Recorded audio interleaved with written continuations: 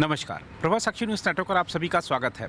Congress party ने BJP पर और केंद्र सरकार पर आरोप लगाया है कि चुनाव से पहले विपक्ष को दबाने के लिए कांग्रेस पार्टी के बैंक अकाउंट फ्रीज कर दिए गए हैं। आज समूचा कांग्रेस नेतृत्व यानी कि कांग्रेस पार्टी के अध्यक्ष मल्लिकार्जुन खड़गे, पूर्व अध्यक्ष सोनिया गांधी और पार्टी के वरिष्ठ नेता राहुल गांधी मीडिया से रूबरू हुए और आरोप लगाया कि देश में आपातकाल एक तरह से थोपा जा रहा है क्योंकि विपक्ष की आवाज़ को दबाने की कोशिश की जा रही है। कांग्रेस ने कहा है कि हमारे पास पैसे नहीं हैं कि हम चुनाव में प्रचार कर सकें, विज्ञापन दे सकें, हमारे नेताओं के आने जाने का टिकट करा सकें। कांग्रेस पार्टी ने आरोप लगाया है कि बीजेपी और मोदी सरकार हमारे अकाउंट फ्रीज कराकर हमारे चुनाव अभियान को रोकना चाहती है। लेकिन दरअसल ये मामला जो है ये कुछ और ही है। मामला क्या है, इस पर बीजेपी ने जवाब भी दिया है। आइए आपको सिलसिलेवार ढंग से सुनाते हैं सोनिया गांधी और राहुल गांधी ने क्या आरोप लगाए। उसके बाद बीजेपी ने एक प्रेस कॉन्फ्रेंस करते हुए अपने नेता रविशंकर प्रसाद और संबित पात्रा के जरिए क्या जवाब दिलवाया है। This issue affects not just the Indian National Congress, it impacts our democracy itself most fundamentally. A systematic effort is underway by the Prime Minister to cripple the Indian National Congress financially. Funds collected from the public are being frozen and money from our accounts is being taken away forcibly. However, even under these most challenging circumstances, we are doing our very best to maintain the effectiveness of our election campaign. On the one hand, there is the electoral bond issue mentioned by Congress President Kharge, which has been declared unconstitutional by the Supreme Court. The electoral bonds have benefited, as everyone knows, the BJP hugely, massively. On the other hand, the finances of the principal opposition party, the Indian National Congress, are under a determined assault. This, we all believe, is unprecedented and undemocratic. अभी Congress party के दफ्तर से बहुत ज्ञान मिला है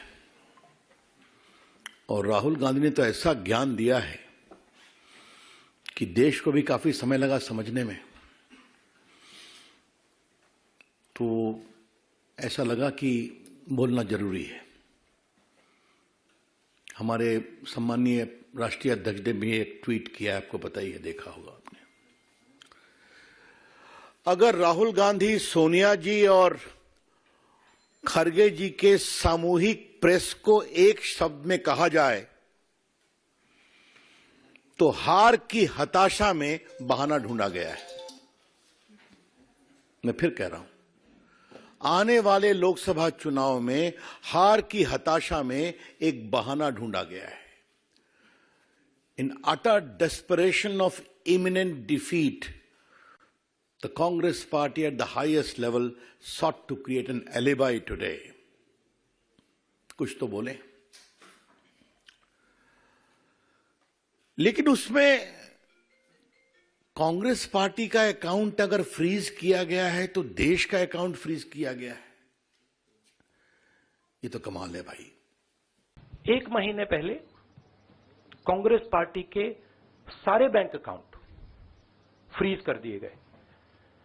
आप सोचिए, आप किसी परिवार के बैंक अकाउंट फ्रीज करिए, किसी व्यक्ति के बैंक अकाउंट फ्रीज करिए, किसी बिजनेस के बैंक अकाउंट फ्रीज करिए, किसी भी संस्था के बैंक अकाउंट फ्रीज करिए, होता क्या है? एकदम खत्म हो जाता है। अगर आपने किसी परिवार का बैंक अकाउंट फ्रीज कर दिया, भूखे मर जाते हैं। वो कांग्रेस पार्टी के साथ किया जा रहा है। एक महीने पहले ये हुआ और किसी संस्था ने, हिंदुस्तान की संस्था ने, किसी कोर्ट ने, किसी इलेक्शन कमीशन ने क्यों तक नहीं कहा।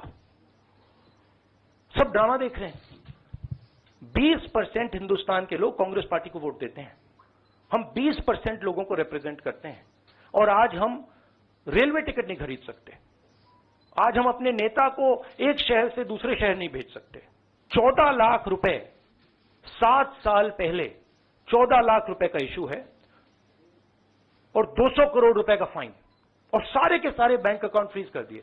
Really wanted to speak about the facts, quoting what Rahul Gandhi really means.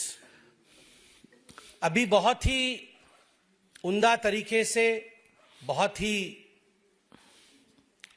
बड़े तरीके से एक्सपर्ट के रूप में आदरणीय प्रसाद जी ने यह समझाया कि किस प्रकार, जहां तक बैंक अकाउंट फ्रीजिंग का सवाल है, यदि आप हिंदुस्तान के कानून के हिसाब से कोट अनकोट आप डिफॉल्टर हैं, तो you will be treated as a defaulter.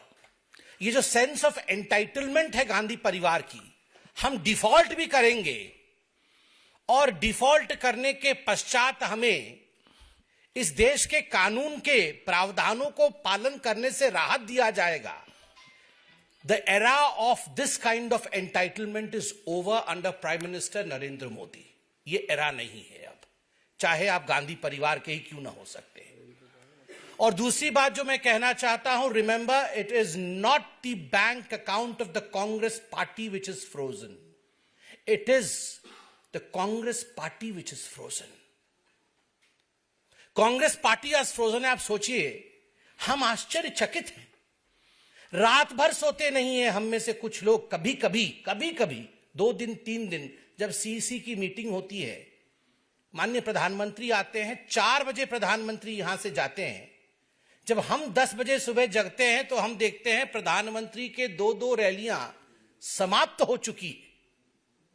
जो देश का प्रधानमंत्री, जिस देश के प्रधानमंत्री सुबह 4 बजे जाकर के हम 2-1 दिन में थक जाते हैं, हर दिन का रूटीन प्रधानमंत्री नरेंद्र मोदी जी का है 4 बजे जाना, 6 बजे कहीं और पहुंच जाना, 9 बजे लोगों के बीच में रहना और फिर 4 बजे तक यहां कार्यालय में बैठक करना। आपको क्या लगता है कौन जीतेगा? पसीना और मेहनत, पी से पसीना, एम से मेहनत। अगर आप भी लेना चाहते हैं देश दुनिया की तमाम जानकारी, तो आज ही सब्सक्राइब करें हमारे चैनल को। साथ ही नीचे दिए बेल आइकन को जरूर दबाएं ताकि हर अपडेट आप तक पहुंच सके।